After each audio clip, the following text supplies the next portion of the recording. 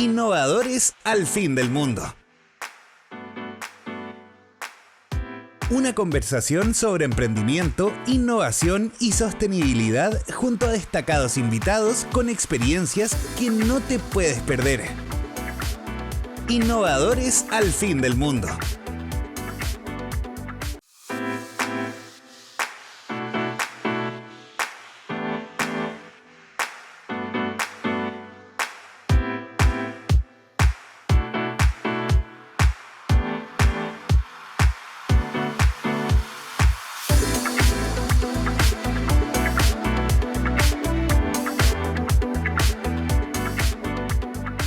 Bienvenidos a la quinta temporada de Innovar al fin del mundo, el podcast de emprendimiento, innovación y sostenibilidad. Este programa es apoyado por Fomento Los Ríos, Patagonia Startup, NB Producciones, Raúl Conquistador de Valdivia, Grupo Diario Sur en la difusión.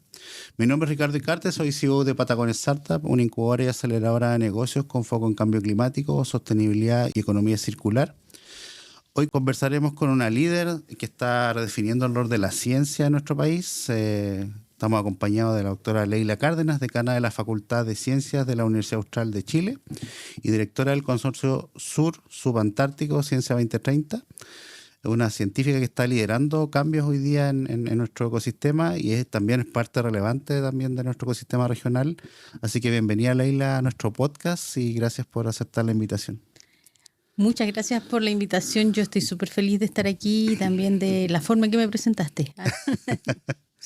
Sí, bueno, tienes grandes pergaminos aquí, así que había que nombrarlo. Y también queremos conocer un poco qué representas hoy día como decana en la Facultad de Ciencias y también este rol que tienes como en el Consorcio Sur Subantártico, que tiene un rol súper específico y también que la componen varias universidades. Coméntanos un poco acerca de lo primero y después nos metemos a ese consorcio que es súper interesante también para lo que hacemos en Patagonia. Sí, desde el año 2020 fui elegida decana de la Facultad de Ciencias en la Universidad Austral. Hay varios cargos que se eligen, ¿no? Y uno de estos son decanos. Y digo decanos porque yo fui la primera decana el año 2020. Entonces me tocó asumir además de la pandemia y de todas las circunstancias de ese momento, me tocó asumir el rol de liderar un proyecto que se estaba iniciando y se inició en Corfo, de hecho, que era el Consorcio Sur Subantártico, cuyo programa se basa en un proyecto generado por Corfo para hacer una transformación dentro de las facultades de ciencia del país. Y es una transformación que lleva a las facultades de ciencia a hacer investigación, pero investigación por demanda, investigación aplicada, investigación de base, investigación asociada al territorio. O sea, como quieras llamarla, pero investigación que esté más centrada en problemas que están en el ambiente local, de donde las universidades están. Y nosotros, en ese sentido, como consorcio, somos 6 universidades regionales, que estamos desde la Universidad de Talca, la Universidad de Biobío, la Santísima Concepción, la UFRO, la Universidad Austral y Magallanes. Siempre lo digo, es medio Chile. Y ahí en ese medio Chile hay también una diversidad de territorios que ofrece una tremenda oportunidad para la ciencia. Buenísimo. No quiero dejar pasar que fuiste la primera decana, siendo el primero o la primera. ¿Qué desafíos pensaste tú primero y con qué desafío te encontraste? Porque en definitiva dirigir una decanatura, digamos, de la universidad, ¿cómo lo viviste cuando fuiste elegida y después también liderarlo en este tiempo? Sí, fue una decisión bien meditada. Súper meditada, que yo el año 2020 también pasé a ser profesora titular. Y por eso decidí postularme a la decanatura como el siguiente paso. Pensando que siempre me caractericé o me he caracterizado por una persona que se mueve, ¿no? Que hace cosas y en algún momento siempre me molestó la gente que dice ya hay que hacer esto, tenemos que hacerlo de aquí, lo de allá, pero nadie lo hace. Entonces yo digo ya, ok, yo lo hago. Acción, eso. Entonces, una mezcla de la posición que me daba ya haber sido profesora titular muy temprano, ¿no? Me da la seguridad y además esta necesidad de estar haciendo cosas me llevó a postular el año 2020. Sin pensar, de hecho, que no había habido una mujer antes. Eso lo pensé después. Buenísimo. Sí.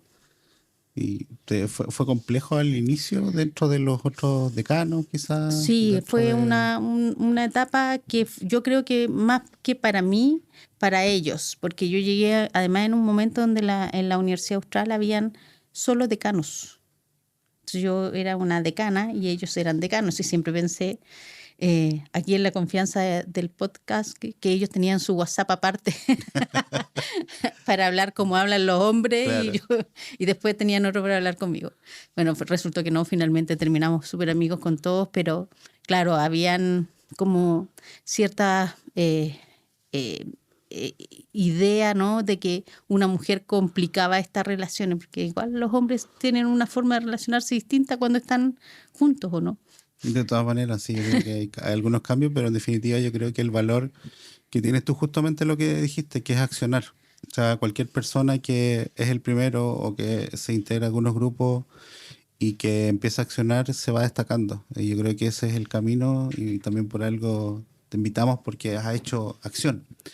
Y te ha permitido también liderar este consorcio que principalmente también me gustaría reforzar cuál es uno de los focos, porque nos tocó trabajar en conjunto algunos desafíos que son hackatones en específico, trabajos de estudiantes también, sí, de investigadores, y que a nosotros nos apasiona esa parte porque en definitiva tiene soluciones concretas que se están necesitando y por lo menos hay un ejercicio de poder llevarlos afuera y que sean visibles.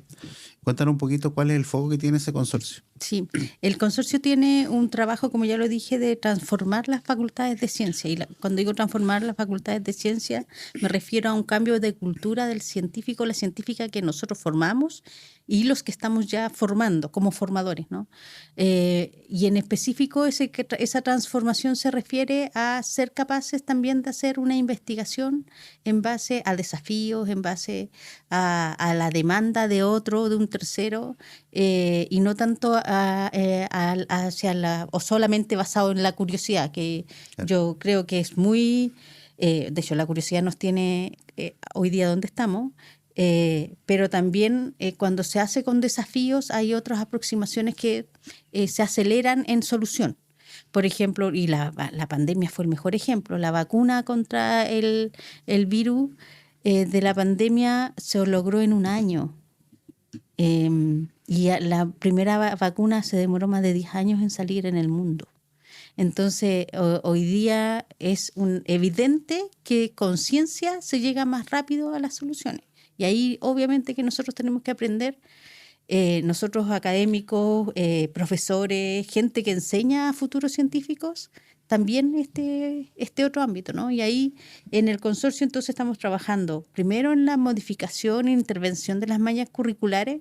Como tú dijiste, estamos haciendo hackathon, que los hackathon son presentación de desafíos y búsqueda de soluciones con herramientas científicas que están a la mano, que ellos tienen, ¿no?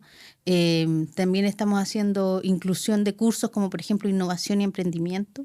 Buenísimo. Dentro de las mallas curriculares de nuestras carreras de pregrado y de posgrado también, comunicación de la ciencia, liderazgo, ese tipo de cosas también son muy relevantes y que hoy día yo creo que están mejor pensadas, que son características del profesional del futuro.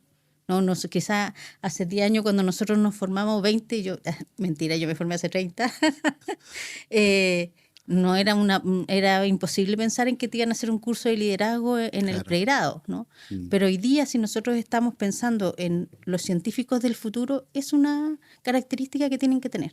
¿Tú crees que la pandemia igual aceleró ese proceso? Porque nosotros nos pasó a estar en otros roles dirigiendo la incubadora de la misma universidad.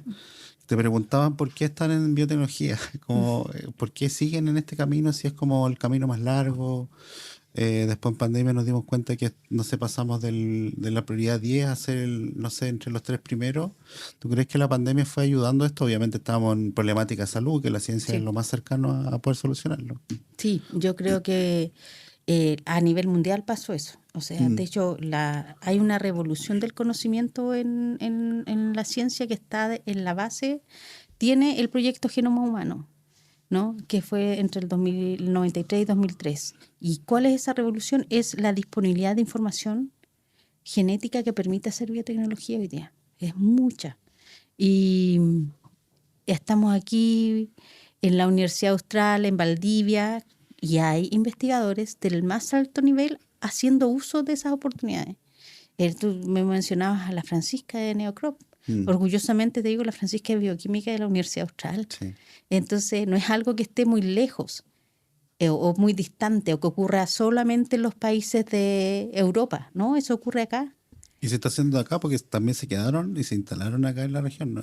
Siguen trabajando, avanzando y deciden quedarse. Me toca relacionarme habitualmente con varios investigadores de acá también de la universidad y las conversaciones son de alto nivel, o sea, son para hacer cambios a nivel global. Y me encantaría que fuera más rápido los procesos, pero son procesos naturales en la ciencia un poco más largos. Pero sabemos que vienen otras cosas más en la facultad. Me gustaría que explicaras un poquito también, te mencionaba antes de la ciencia básica y la ciencia aplicada, porque nuestra audiencia también queremos que aprendan un poco también las diferencias, que para mí son dos formas de hacer ciencia, que una necesita la otra. Cuéntanos un poquito acerca de las dos. Sí, yo ahí creo que lo primero que hay que tener claro es que la ciencia es una sola, ¿no? Y que se basa en el método hipotético deductivo, donde hay una hipótesis y ensayos y pruebas y error. La diferencia está en la aproximación para hacer esa ciencia. Una aproximación es en base a la curiosidad, que es la ciencia básica, ¿no? Yo, por ejemplo, he trabajado con proyectos que son de ciencia básica, que tienen que ver con el rol de las corrientes oceánicas en la conectividad de corales submarinos, de corales marinos, por ejemplo. ¿Ok? Súper bien, súper interesante, y estamos entendiendo ahí cuál... Súper específico también. Súper específico, y estamos entendiendo cómo las corrientes ayudan a explicar la distribución actual de los corales en la Patagonia y en la Antártica. No tiene nada aplicado eso, ¿no? Pero también, por otro lado, está la ciencia aplicada, donde uno puede hacer preguntas que están asociadas a problemáticas locales. Te voy a hacer mi propio ejemplo. Yo, por ejemplo, tengo un FONDEF donde trabajé con investigadoras de la Santa María. Ellas generaron una pintura anti-fouling, anti-bioincrustantes, para que no se peguen cosas en los barcos o en las estructuras que flotan. Y nosotros tenemos que probarlo en la Patagonia, por ejemplo. Eso no es una pregunta de curiosidad, sino que de necesidad de otro, ¿no? Que nos demandó esa generación de esa pintura. Ahí están las diferencias. O sea, por eso te digo que la ciencia es la misma, pero la aproximación quizás es lo que hace la diferencia. ¿Y tú crees también que dentro de la ciencia básica, que aparece una curiosidad en investigación específica, pueden salir de esa misma, pueden florecer, no sé, 6 formas de aplicaciones diferentes? Sí. Porque existen diferentes visiones como personas también. Sí, te voy a contar otra experiencia. Yo también estoy trabajando en el Nodo Laboratorio Natural Antártico porque mi investigación la he desarrollado básicamente en la Antártica. Y en este nodo me tocó liderar el grupo que está levantando justamente la biotecnología en la Antártica. Y me impresioné mucho de un investigador que hoy día tiene una empresa que se llama Peuman Innovation. Lo conocemos, sí. Sí, que generó productos a partir de unos bioactivos que recuperó de bacterias antárticas, ¿no? Y entonces uno de esos bioproductos ayuda a evitar el congelamiento de las plantaciones. Pero él no fue a buscar eso lo vio acá, teniendo las muestras, claro, lo descubrió varios años después, de hecho. Y ahí hay un ejemplo de algo que nace desde la curiosidad de describir cuáles son las bacterias que viven en la Antártica, que son capaces de sobrevivir a esas temperaturas extremas, que después, años después, redunda en un tremendo avance biotecnológico para el país y quizás para el mundo. Y ahí pasa de una investigación, se transforma quizás en una tecnología, pero todavía tampoco es un producto. Nosotros hacemos siempre esta comparación, ¿eh? Nosotros decimos que una tecnología no es un producto. y que hay que trabajar metódicamente también para descubrir si es un producto. Un producto necesita un mercado, necesita un perfil de cliente, y en este caso Peugeot lo está haciendo porque ya detectó que había una necesidad. Los bioinsumos son hoy día una problemática, o sea, los que son químicos, digamos, y hay soluciones en esta línea. Entonces ya fue pasando de la investigación, de la curiosidad, después pasando por una tecnología, y hoy día es una empresa. Ese camino, ¿tú crees que, bueno, tú lo conoces de cerca, pero ¿tú crees que esos caminos siguen siendo largos? Hoy día tenemos alguna forma de acortar esos caminos porque tenemos, no sé, políticas públicas, universidades que están pensando diferente, o el entorno ha cambiado que es más abierto a recibir este tipo de cosas. ¿Cómo lo ves tú Yo creo, sí. desde tu mirada, desde la academia? Bueno, en mi rol justamente, Mm. como tú lo decías, es que esta idea de que esos caminos hacia el emprendimiento de base científica tecnológica son largos, cambie, ¿no? O sea, y estamos trabajando para eso. Sí hay políticas públicas, sí hay por lo menos el reconocimiento, sobre todo después que se creó el Ministerio de Ciencia, de que se puede hacer empresa con base científica. Que eso requiere probablemente cambios en la normativa, que también fue parte de la misión de esta Comisión de Biotecnología. Vamos a conversar de eso. Pero se está avanzando enormemente, y también las universidades están reconociendo ese potencial que tienen, digamos, enclaustrado de alguna manera, o tenían enclaustrado en estos laboratorios, ¿no? Hoy día es también más fácil encontrar académicos, académicas que están dispuestos también a correr ese desafío de pasar de una ciencia básica a una ciencia aplicada o asociada al entorno. Asociada al entorno digo yo, y ahí voy a hacer un paréntesis, porque por lo menos para nosotros no solamente tiene que ver con que yo me conecte con una empresa para hacer algo. Puedo yo conectarme con la municipalidad, puedo yo conectarme con cualquier otro actor que esté en mi entorno y que necesite la ayuda científica. Exacto. Y dentro de eso tú ves que hay diferentes caminos. Ahí está no sé, el co-desarrollo, las colaboraciones, están las asesorías, está también los licenciamientos cuando estos hallazgos científicos se transforman en un producto, pero no necesariamente van a ser una empresa, ni de científicos ni de la universidad. ¿Cuáles crees tú que son los caminos más habituales que están empleando hoy día? No sé si solamente en el consorcio o en la universidad, estos caminos de licenciar, o están generando más tecnología todavía inicialmente de lo que te toca ver. Nosotros yo creo que estamos más, o sea, hemos aumentado el número de empresas que están saliendo, startup o EBCT, pero todavía estamos en pañales, digamos, porque hay normativas dentro de cada una de las instituciones. Lo que yo veo a lo largo de las 6 universidades del consorcio, que varían, no hay un estatus que es homogéneo entre las 6 universidades.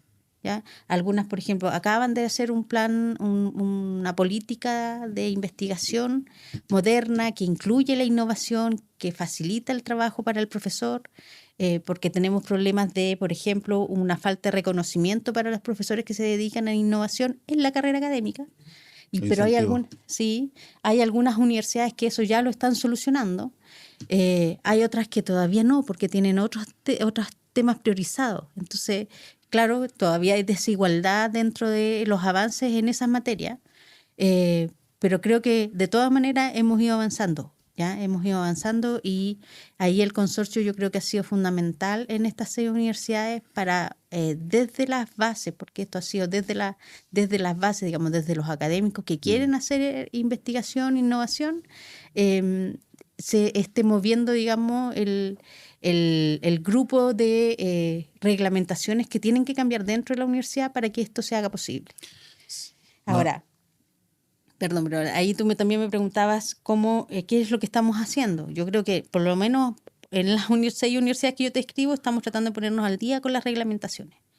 Lo segundo tiene que ver con la capacidad también de entregar a los jóvenes herramientas que les permitan encontrar espacios de desarrollo profesional en base a la ciencia.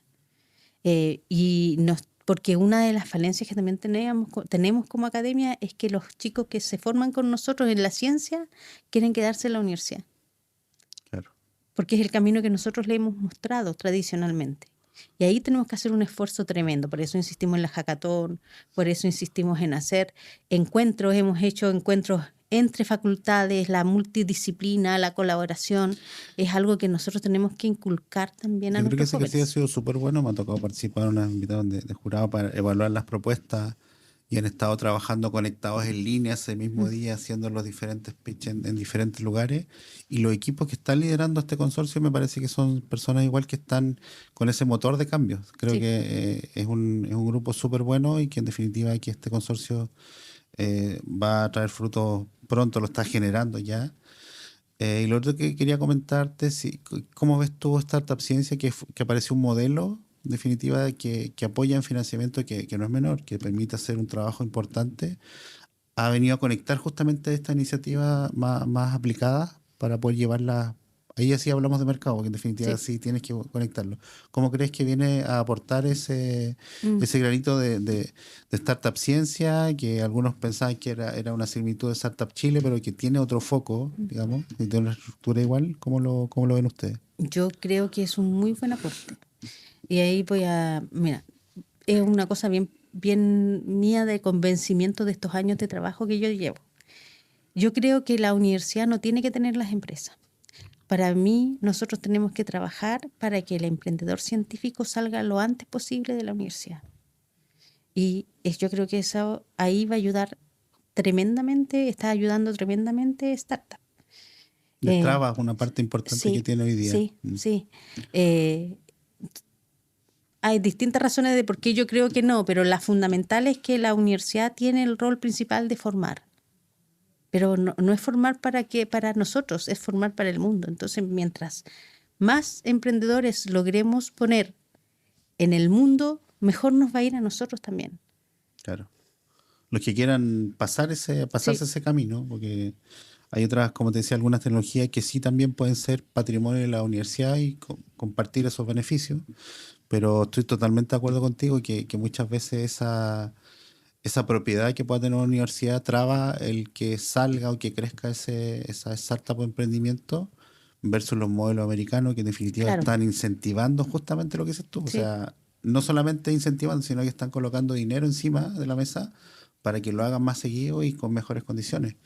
Eh, Me ha tocado conversar con nuestra universidad, creo que es la primera que habla tan abiertamente de esto y con esa visión de destrabar esto, porque me imagino que ve las soluciones y hoy día también a nosotros nos toca a veces lidiar con universidades que estamos casi negociando esta parte de Sí. llegar a un acuerdo para que esto se destrabe. Sí, me parece súper apropiado eso y me imagino que también eso fue una de las... Ahí me contarás los detalles, pero ¿cómo fue esa elección de ser comisionada para el Ministerio de Ciencia para trabajar en esta nueva política de biotecnología? Sí. ¿Cómo nació ese llamado? Vieron que estabas trabajando, liderando estos espacios, que lo estabas haciendo con acción. Volvemos otra vez a la acción.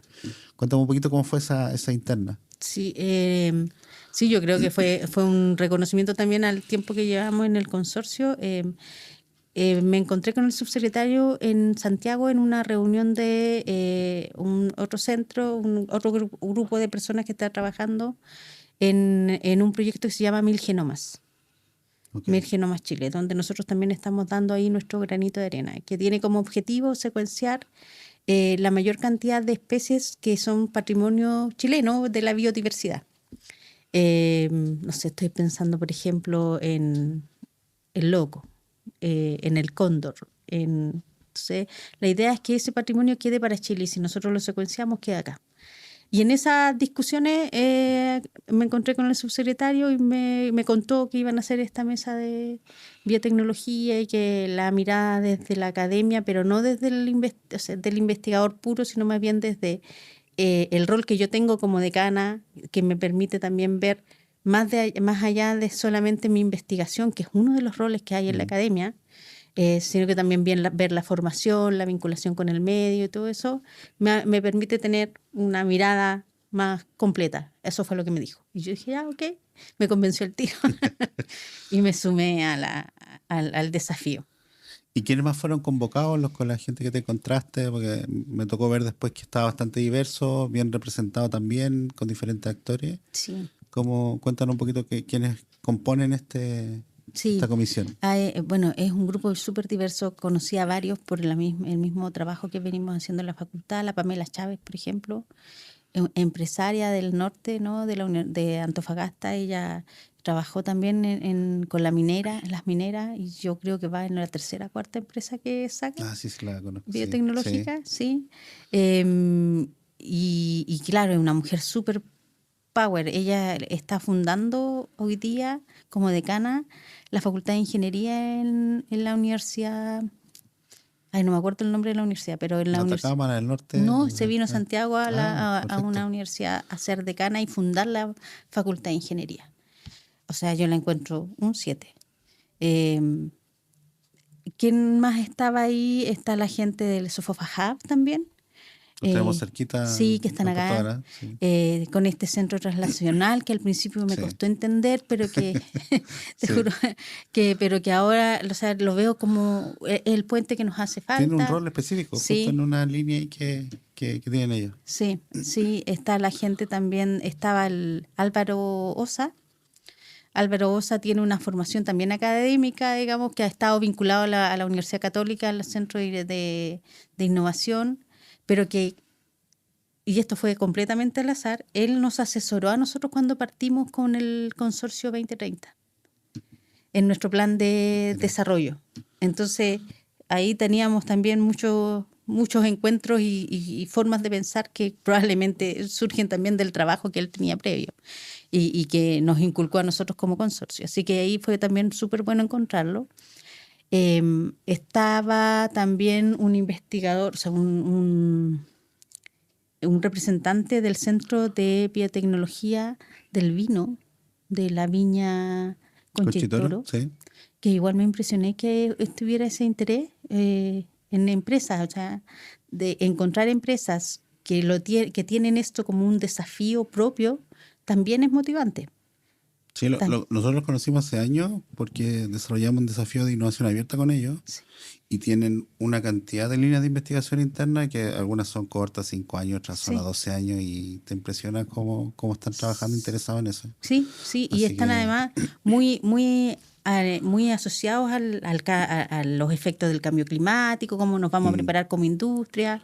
Yo creo que esa es la visión también que aspiramos todos los chilenos de nuestras industrias que hagamos acá en el país, ¿no?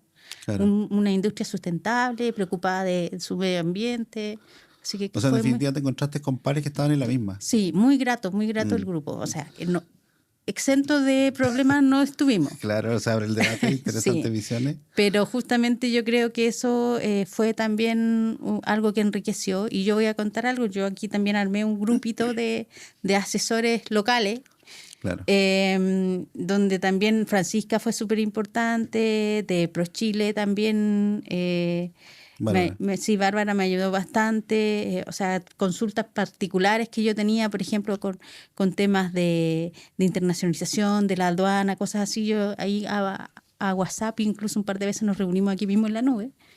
Y creo que, por eso quiero reconocer que también no estuve sola, estuve acompañada de gente también que está comprometida con el tema. Qué bueno que lo mencionas, porque en este podcast hemos repasado en todas las temporadas, siempre hablamos de la colaboración y que uno no hace todo solo, y que en definitiva cuando uno tiene un espíritu de colaboración y sabe o pregunta o te das cuenta que algo no lo sabes, conectas con otro.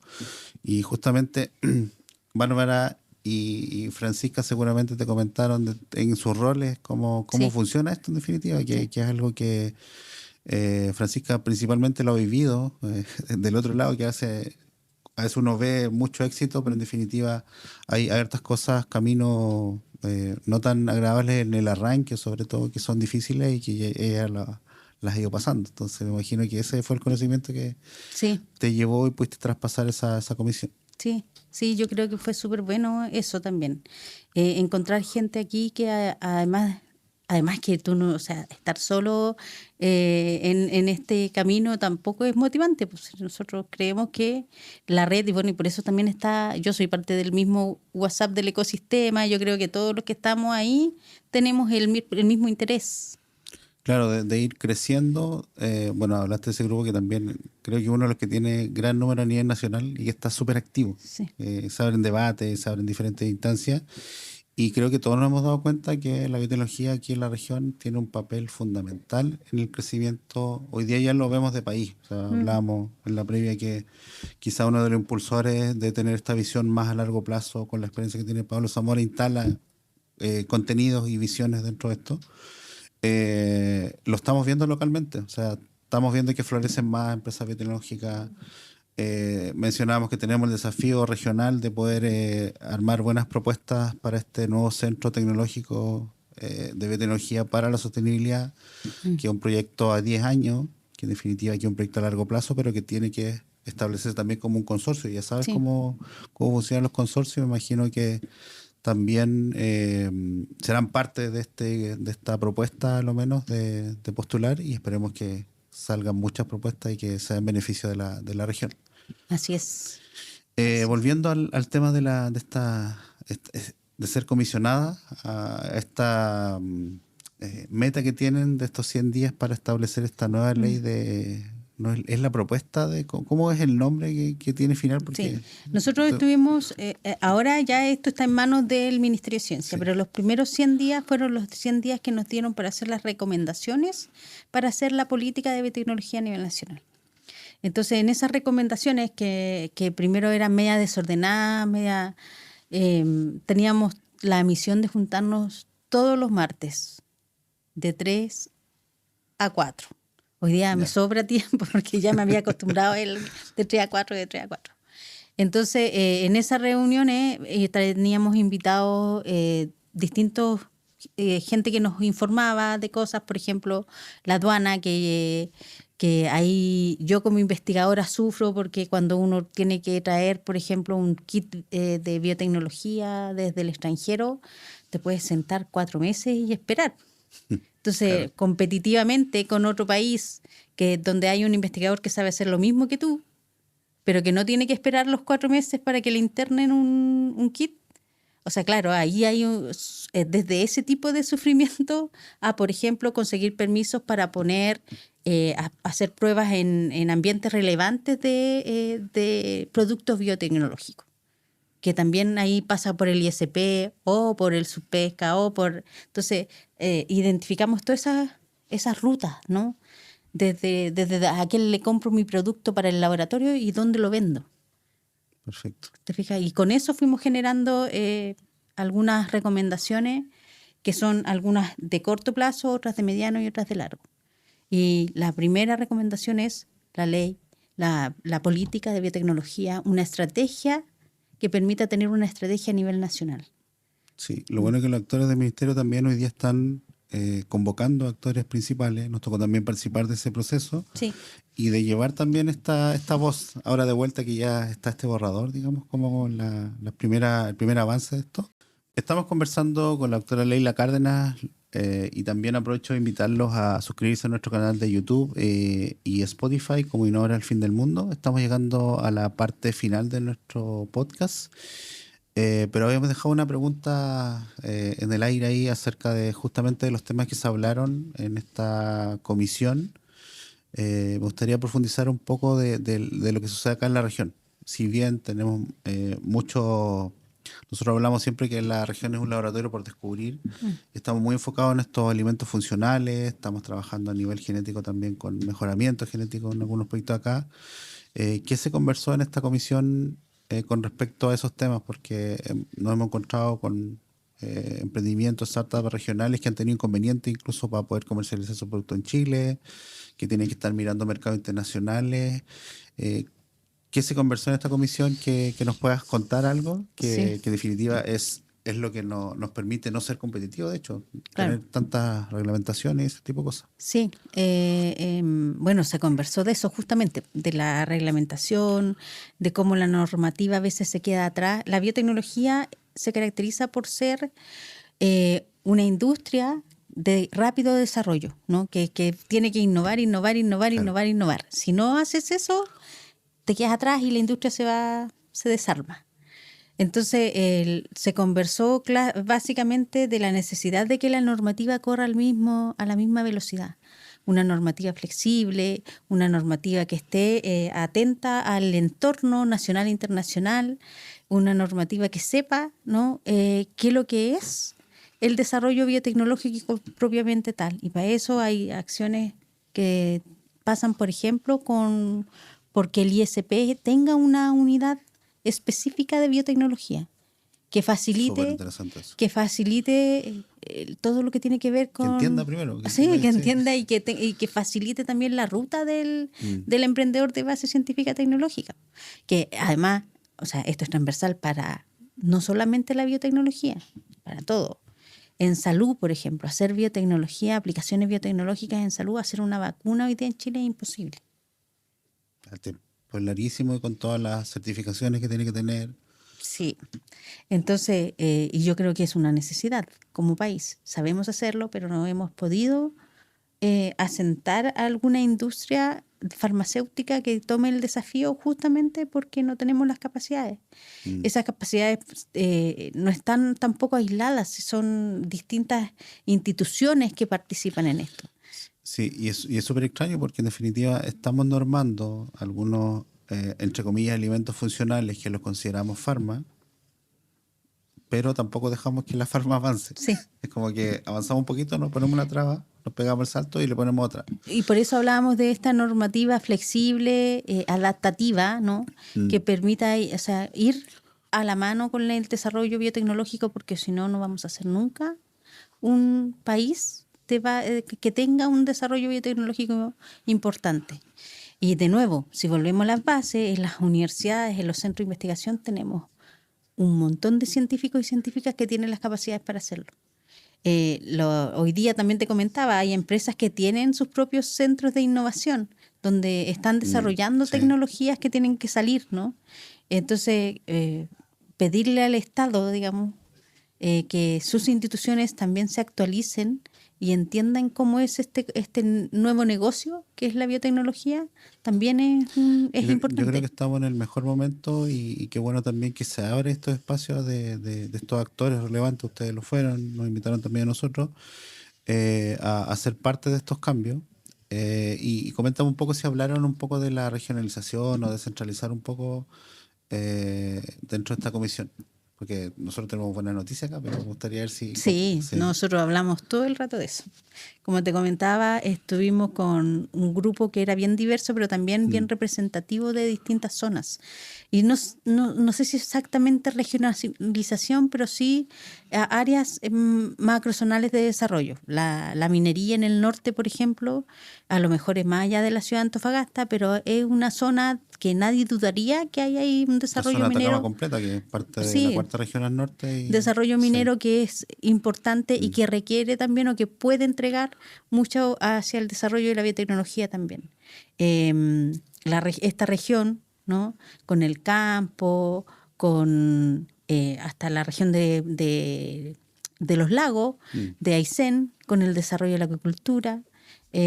O sea, hay varias áreas. Tenemos territorios particulares que no están en ninguna otra parte del mundo y son diferenciados.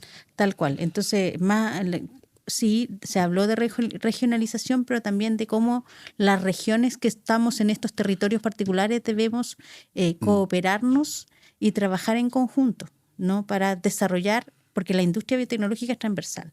Cuando uno dice ya, ¿a qué se dedica la industria biotecnológica? Claro, se puede dedicar a los alimentos, se puede dedicar a la salud, se puede dedicar a los productos cosmetológicos, se puede dedicar a la acuicultura, porque es transversal.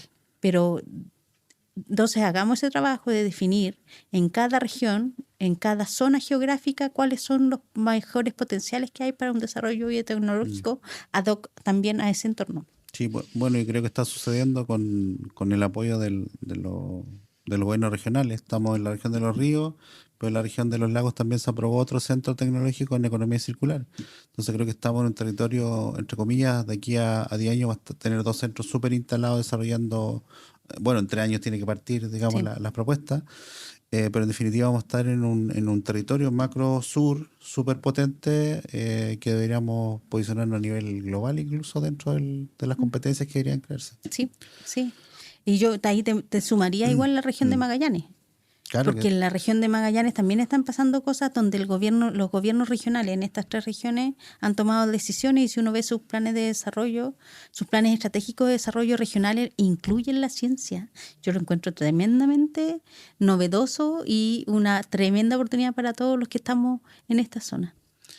hace poco también tuvimos un seminario antártico acá, que me acordé a propósito que lo nombraste.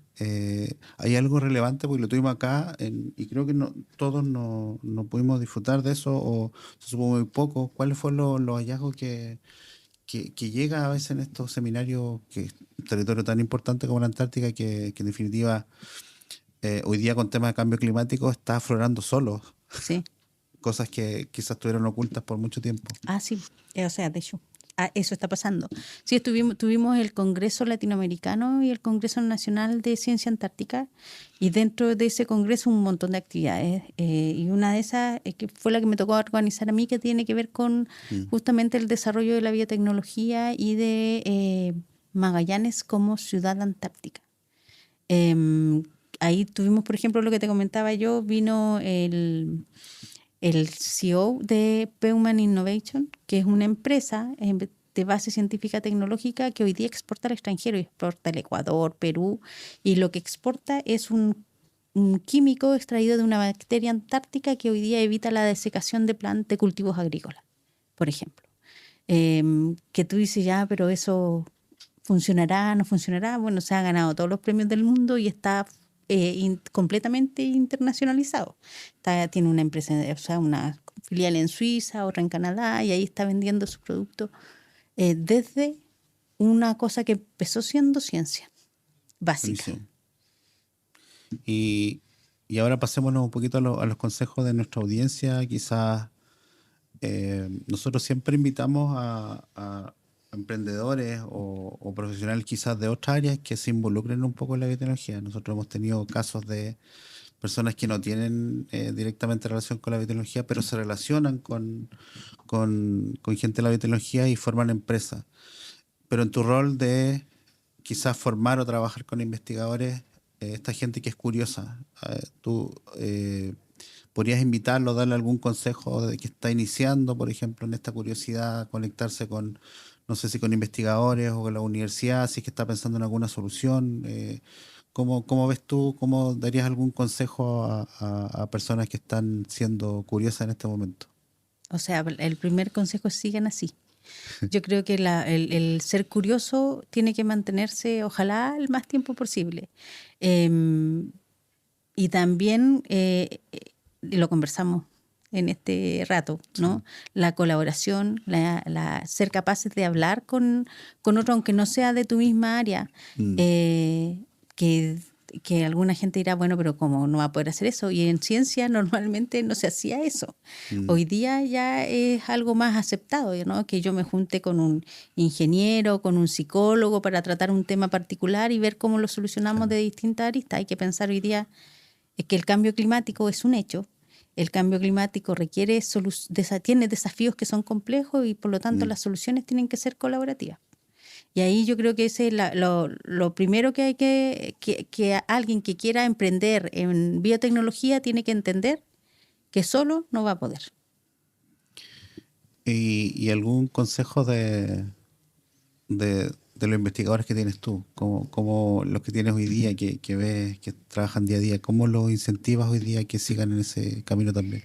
Sí, yo creo que nosotros tuvimos la suerte como facultad de que entre el 2017 y el 2020 tuvimos una renovación académica. Eso significa que muchos académicos se retiraron y tuvimos la llegada de nuevos académicos. Y esos académicos vienen de todas partes del mundo, formados en diversas áreas. Y eso nos da un valor tremendo para el desarrollo de este tipo de nueva industria o de nueva investigación. Porque en general la gente que está trabajando con nosotros en el consorcio es gente que viene más recién formada y que está disponible sin esos sesgos que tenían los investigadores o que tienen los investigadores más añosos como yo, de quedarse en el laboratorio, me refiero yo. Claro. Ahora, ¿Cómo lo hacemos para motivarlo? Justamente mostrarlo, felicitarlo, entregando facilidades. Nosotros tenemos también algunas instancias donde hacemos reconocimientos. Y un reconocimiento importante tiene que ver con la vinculación con el medio. Y para nosotros este aspecto del trabajo colaborativo con el sector social y productivo es uno de los aspectos que estamos relevando dentro de la facultad. Me encanta tu visión, Leila, porque en definitiva estás hablando casi en toda la conversación de la colaboración. A veces no es tan frecuente que nos encontremos con academia abierta, sobre todo en ciencia, igual que es como, se podría decir que incluso es bien cerrada muchas veces Sí, yo te digo, sí. Imagino que la acción que estás haciendo tú demuestra y también te coloca en puestos donde realmente hay que hacerlo y colaborar con otros profesionales. Sí, yo creo que cuando asumí el rol del liderazgo del consorcio me di cuenta que lo que aquí había que hacer era un cambio cultural. Primero de los que tenemos el rol de formar a los futuros científicos. Y en eso hemos estado todos estos años. Por eso tengo canas. Antes no tenía. Buenísimo, Leila. Bueno, ha sido un honor para nosotros tenerte en este programa, con tu rol de científica, con tu rol de liderazgo también en todas las acciones que estás llevando a cabo, también parte de esta comisión que tiene esa misión de entregar trabajar para esta política pública de biotecnología. Cuéntanos un poco dónde podemos saber un poco más del consorcio o de la facultad, en redes o sitios web que nos puedan mencionar. Sí, tenemos para el consorcio una página que es súper fácil, que es ci2030.cl. ci2030.cl, perfecto. Sí. Y ahí también quiero contarte una novedad que esperamos también poder anunciarla públicamente lo más pronto posible, y es que estamos trabajando en desarrollar el primer magíster profesional de la facultad. Nuestros magísteres son en general académicos. Es un magíster profesional de innovación basada en ciencia. Buenísimo. Justamente para que aquellos profesionales que se han formado en el ámbito de la ciencia tengan también acceso a formarse para poder aplicar a una startup, aplicar a un emprendimiento y recurran a estas herramientas que nosotros estamos preparando como consorcio aquí en la Austral. Felicitaciones entonces por eso. Ahí, así que atento a las redes del consorcio, Ciencia 2030.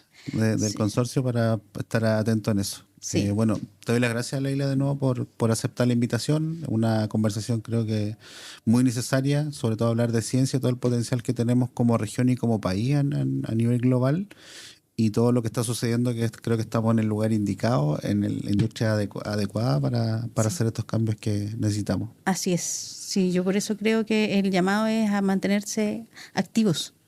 Activos y curiosos. Sí, activos y curiosos. Muchas gracias, Leila, por participar del podcast. Los invito a seguir en nuestras redes sociales, a Innovadores al Fin del Mundo. Agradecemos a Fomento de los Ríos, NB Producciones, Patagonia Startup también, que apoya este tipo de emprendimiento basado en ciencia. A Grupo Diario Sur también por la difusión, y a Radio Conquistador de Valdivia. Así que nos vemos en un próximo episodio de Innovadores al Fin del Mundo. Chao. Proyecto apoyado por Fomento Los Ríos, Patagonia Startups, NB Producciones y Radio El Conquistador de Valdivia.